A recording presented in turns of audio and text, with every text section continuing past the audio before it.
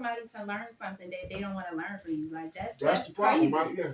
That's But, crazy. and that's the problem with men. When a man loves that woman that much, he's gonna try everything he can to teach her. That's like trying to teach me how to put an alternator in. I'm not about to stand there and listen. Yeah. I'm not putting in no alternators. This and you can't teach me how to be a woman because you're not a woman. You're a man, so you have to talk to men Where about does the woman come from? The man. From where? The man. God pulled the woman out of the man. And what did God say to the woman when he created her? Where did you come from? No, where did God create the woman? You came from your mom. Let me finish this. What did God say to the woman when he created her? He said nothing. Nothing. So how did she learn anything? I'm talking about right now, Dad. But you're saying that what you're saying doesn't make sense. Because it is the man's responsibility to teach. It's our responsibility to teach. I am my father's daughter. It is a man's responsibility to teach the women. It's not your responsibility.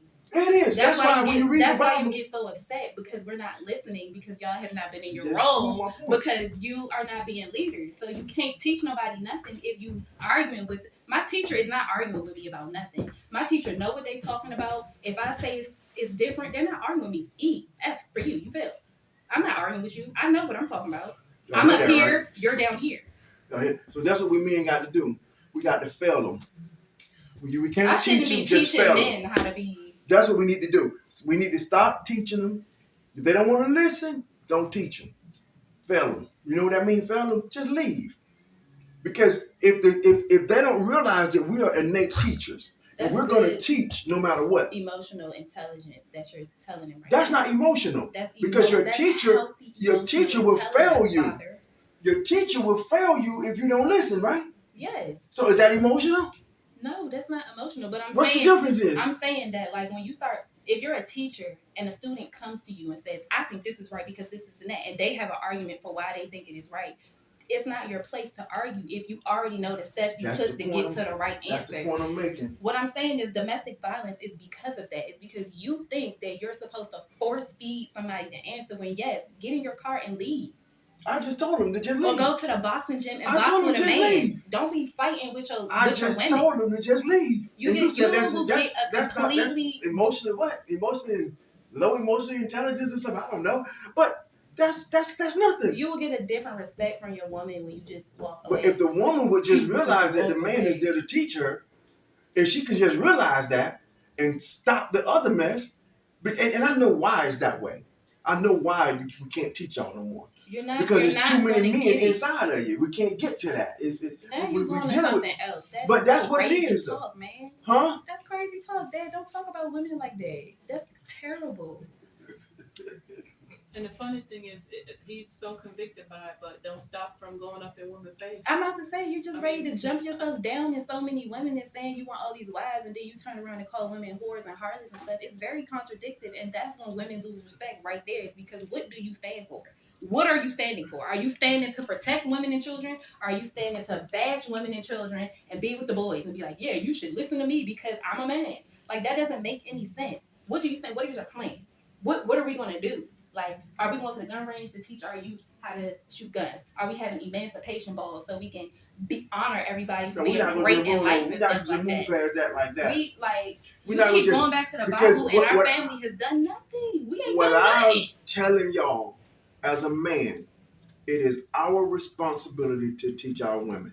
Our women are so far off the pocket, out of pocket, off the chain, so far off the hinge. We have solutions. You don't have solutions to the problem. I named like five right then. And I said it from the beginning. If the woman stays in her place to give God the glory, her creator, the glory, the most high, Elohim, Yahuda, Yashta, starting to preach doesn't negate what I just said. The point I'm making to you is if we do it God's way, whether it's preaching or not preaching, it's teaching. It is a man's responsibility to teach a woman. To teach is to lead. But the woman is not going to listen if you're not a good leader and a good teacher. Now, if you're a good teacher and a good leader and you're showing that and she's still not willing to listen to you, then yeah, you need to end the relationship and dead it.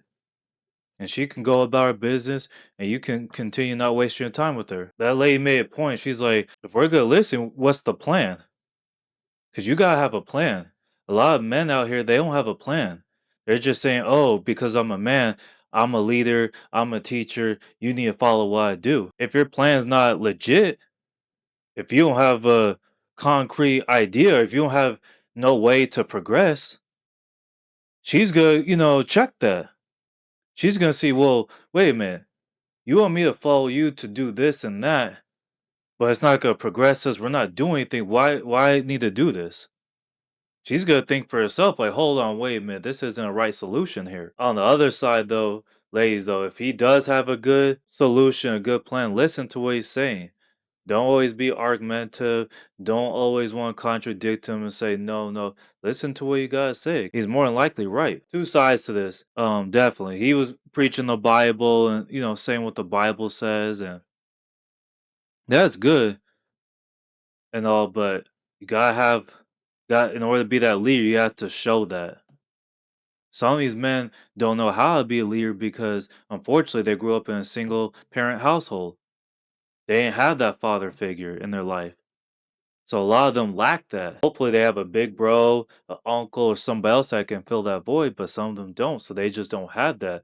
And then when they get a woman and they try to lead and it doesn't work out, she's gonna be argumentative with you, want to argue, want to say this and that, and then it's just gonna cause friction every time. And that's when you start seeing people use emotions instead of words when they argue. They start wanting to fight, hit, things of that nature instead of providing facts. Facts is gonna win every time. Calm, cool, collective facts. And if you can't get through to somebody while you're doing that, then just end it. Move on. Don't continue trying to talk to a brick wall. It's not gonna work. Move on. Move on from the situation. There's no need to waste your breath, your energy on something that you know a person's not going to listen to your point of view if you're providing solid facts. If you're providing solid facts and they're spewing off into talking about something else that's completely different and they're not trying to object to what you say, you know you won. And you know they're not going to ever want to say, well, let me see what you're saying. And yeah, you know what, you may be right. Or, hey, well, this is what I think, and here's the reason why.